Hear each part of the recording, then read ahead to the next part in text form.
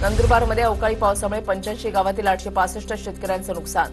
पावसामुळे कापूस, सोयाबीन, मका, बाजरीसह भात पिकांचं मोठं नुकसान। जवळपास 832 हेक्टर क्षेत्रावरील पिकांचं नुकसान झाल्याची माहिती। परळी तालुक्यामध्ये अवकाळीमुळे 4 एकर उभ्या कापसाचं नुकसान। शेतकऱ्यांकडून हमीभावाची मागणी। जळगावच्या ग्रेडा परिसरामध्ये अवकाळी पाऊस। भडगाव, पाचोरा, चाळीसगाव तालुक्यातील पिकांचं मोठं नुकसान। ग्रामस्थांकडून नदी ओलांडण्यासाठी जेसीबीचा वापर। अवकाळी पावसामुळे धुळे जिल्ह्यातील धरणांमध्ये पाण्याचा साठा वाढला। सर्व धरणांचा पाणीसाठा 94%वर। धुळे तालुक्यामध्ये असलेल्या कोंदूर गावाचं धरण देखील 100% भरलं।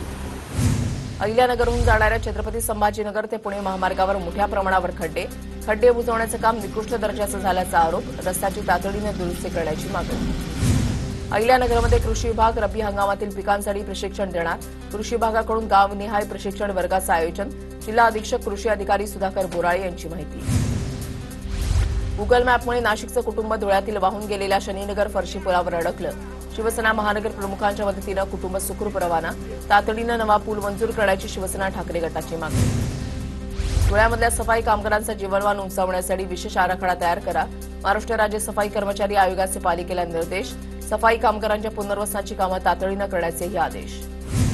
राष्ट्रपतींची राफेल लढाऊ विमानामधून भरारी। राष्ट्रपतींची राफेल भरारी देशातील महिलांसाठी प्रेरणादायी। ऑपरेशन सिंदूरची पायलट स्क्वॉड्रन लीडर शिवांगी सोबत विमान उड्डाणाचा अनुभव घेतला। अयोध्येमधील प्रभू श्रीरामाच्या मंदिराचं अर्धवट असलेलं काम पूर्ण। मंदिराच्या आसपासच्या 6 मंदिरांवर ध्वजदंड आणि कलशाची स्थापना। पंतप्रधान मोदींच्या हस्ते 25 नोव्हेंबरला भव्य ध्वजारोहण होणार।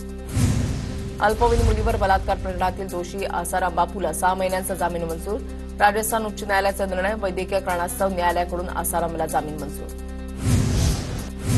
पक्षी धडकल्यानं देहरादूनहून बंगळुरूला जाणाऱ्या इंडिगोच्या विमानाचं आपत्कालीन लँडिंग। विमानामधील 170 प्रवासी थोडक्यात बचावले। पाकिस्तानसाठी हेरगिरी करणाऱ्याला दिल्लीमधून अटक। दिल्ली पोलिसांच्या विशेष कक्षाची मोठी कारवाई। कर्नाटकात सरकारी ठिकाणी आरएसएसच्या कार्यक्रमांना घातलेल्या बंदीला उच्च न्यायालयाकडून स्थगिती। कर्नाटकमध्ये सिद्धरामय्या सरकार उच्च न्यायालयाच्या निर्णयाविरोधात वरिष्ठ न्यायालयामध्ये